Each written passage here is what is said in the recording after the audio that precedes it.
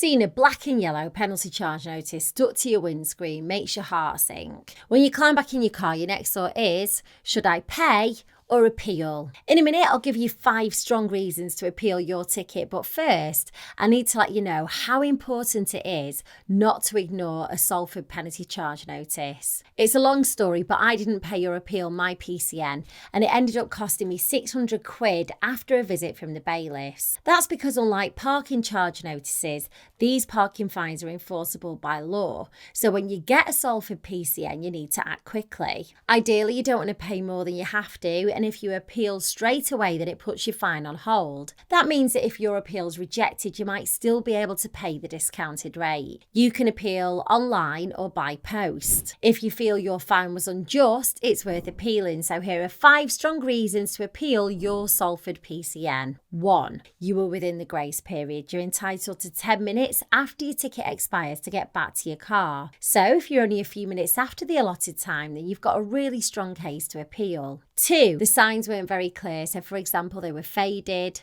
hidden by trees, broken or barely visible. You'll need photo evidence to back this up, so take as many pictures as you can, and a video if possible. 3. You were unable to get back to your vehicle. This could be a medical emergency or something just as serious. Again, you'll need to be able to prove this. 4. You couldn't get back in time because you've got mobility issues. If you're disabled, pregnant, or you've got a really young baby, the Equality Act says that you must be treated with understanding. And 5, you were parked correctly and an error was made on their part. Now, you've probably already got the hint by now, but the more you can prove, the better. It gives your appeal against your Salford PCN a better chance. If you do send your appeal off and you're waiting by the letterbox for your reply, it can take up to 56 days, which feels like forever. If your appeal's rejected, then you'll get a notice of rejection and you'll be asked to pay the parking fine in full. But if you're adamant that the Salford PCN has been issued incorrectly,